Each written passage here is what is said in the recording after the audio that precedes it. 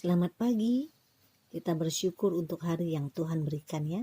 Tema pagi ini adalah setia dari perkara yang kecil. Begini firman Tuhan, terhadap orang yang setia engkau berlaku setia. Terhadap orang yang tidak bercela, engkau berlaku tidak bercela. Mazmur 18 ayat 26. Kita sering mendengar keluhan dari banyak anak muda Kristen perihal pelayanan mereka di gereja. Contoh dari keluhan mereka seperti ini. Pelayanan di gereja cuma begini-begini aja ternyata. Nggak ada peningkatan. Atau yang lainnya, keluhannya begini. Udah capek-capek melayani yang hadir cuma sedikit. Malas jadi singer aja. Malas jadi asar aja. Kok rasa-rasanya semakin bosan ya?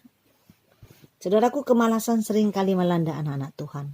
Apalagi bila disinggung tentang pelayanan. Sering kali merasa ogah-ogahan dan tidak setia terhadap tugas yang dipercayakan. Inginnya sih melayani Tuhan dalam segala yang lebih besar, langsung di atas mimbar, atau terlibat dalam pelayanan yang besar dan spektakuler sehingga banyak orang bisa mengenal dia. Atau dalam pekerjaan ada yang merasa bosan dan menganggap remeh pekerjaannya sebagai karyawan kecil. Benarlah apa kata Alkitab, bahwa tidak mudah menemukan orang yang setia, sebagaimana juga dikatakan oleh Salomo. Banyak orang yang menyebut diri baik hati, tetapi orang yang setia siapakah yang menemukannya? Amsal 20 ayat 6. Harus kita ketahui bahwa setiap hal yang besar akan datang dari hal-hal yang kecil.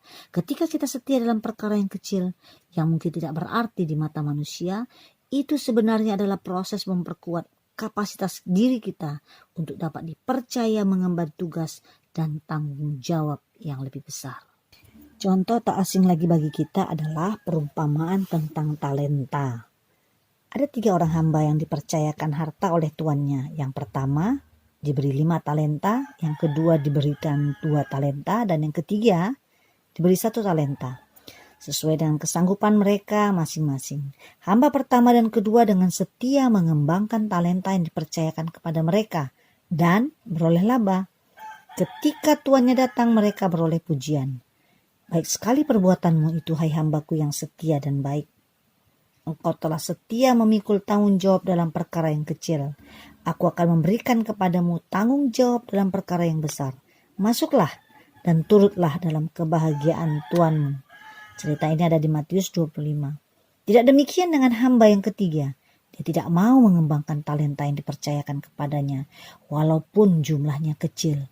Sehingga ketika tuannya datang, apa yang diberikan kepada hamba itu diambil darinya. Dan hamba yang tidak setia itu akhirnya dicampakkan ke dalam kegelapan yang paling gelap. Di sanalah akan terdapat ratap dan kertak gigi.